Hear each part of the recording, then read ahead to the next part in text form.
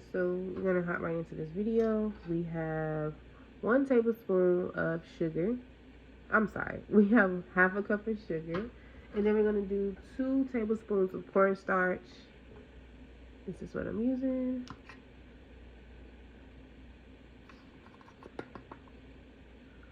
Two tablespoons of cornstarch. 2 cups of milk.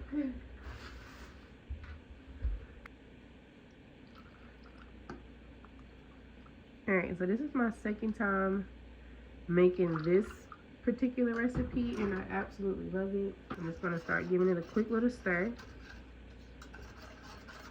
Get everything incorporated.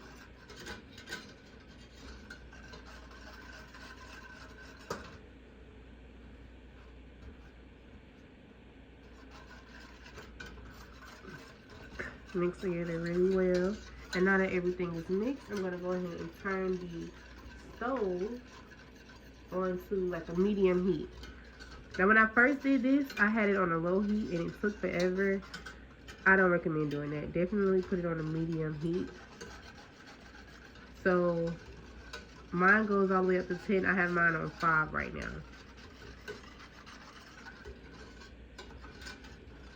Alright, so I'm gonna let it sit for about a minute or two while it heats up.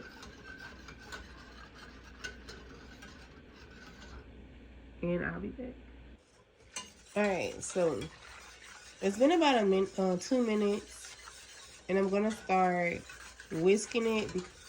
You want it to be as smooth and creamy as possible, so you don't want any solids to form. The first time I made it, it was very foamy like this, and I was a little concerned. But as it starts to thicken up, those bubbles are gonna go away, so don't be alarmed about that.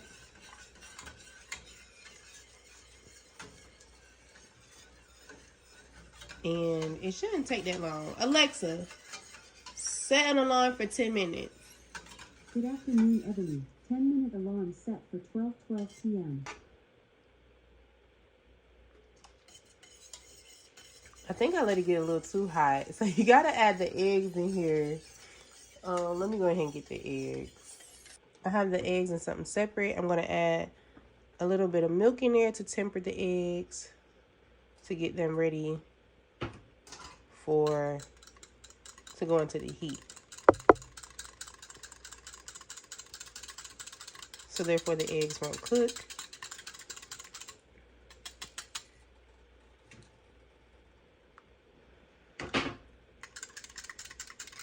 All right, and I think it should be fine. So now I'm gonna go ahead and add the eggs. And this is where your pudding mixture gets its color from the eggs.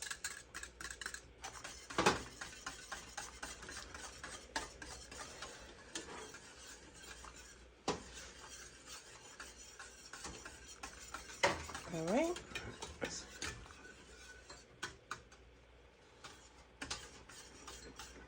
The eggs give it its beautiful color as well as help to thicken it up.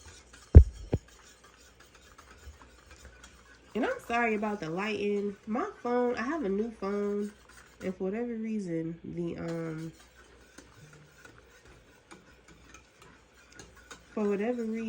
the light doesn't work on it. So as you can see, it's already starting to thicken up.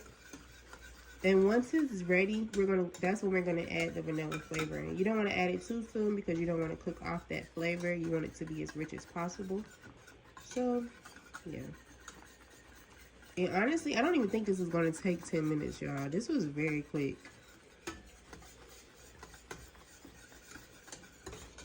Like I said, the first time I did it, it took forever because it was too low. I was scared of, I was afraid of burning it, but I don't think that's the issue now.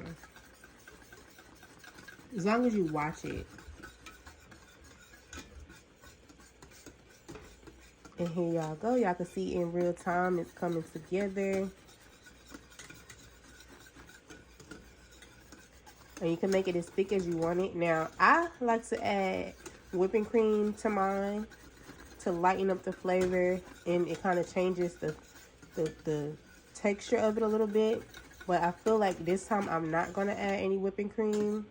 I'm going to just do it directly as is. So I want this to get thick, but not too thick. Whenever I add whipping cream, I thicken it up really, really good. So, because the whipping cream is going to loosen it up. But in this case, I'm going to get it to the consistency that I think I would like it. Because once it cools, it's going to thicken up as well. So right now, it's like a good time. If you're not going to add heavy whipping cream to it, it's a good time to take it off. Because like I said, it's at a really good consistency. And it's going to thicken as it cools. It's going to thicken as it cools. So before I went ahead and turned the heat off, and I'm going to go ahead and remove it from the heat. Right, now you can add your flavoring. I'm adding my vanilla extract.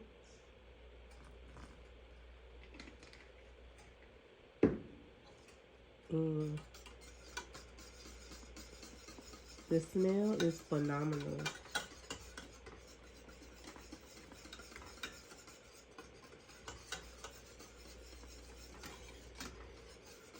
See? Look at that.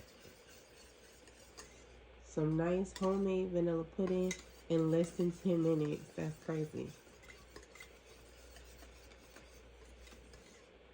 So yeah, I'm gonna let this cool, and then we're gonna come back and plate it. When you let it cool, what I like to do so it doesn't get a film over it is lay a piece of cling wrap. Or what I do is put some plastic over it. You let it actually touch the pudding so that way it doesn't get like a film over it. And once it gets cool, you can pop it in the refrigerator. I personally don't like warm banana pudding. I know some people like to pour the banana pudding over the cookies hot. Not me. I like cool banana pudding. So I'm going to let this cool off for a bit. And now, like I said, I'm going to go ahead and put the plastic over it. So therefore it doesn't get a film over it. And we're going to refrigerate it once it cools down significantly.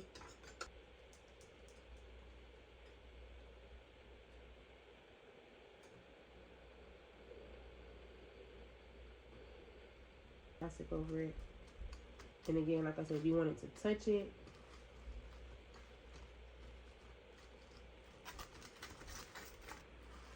and then I'm going to let this cool before refrigerating it.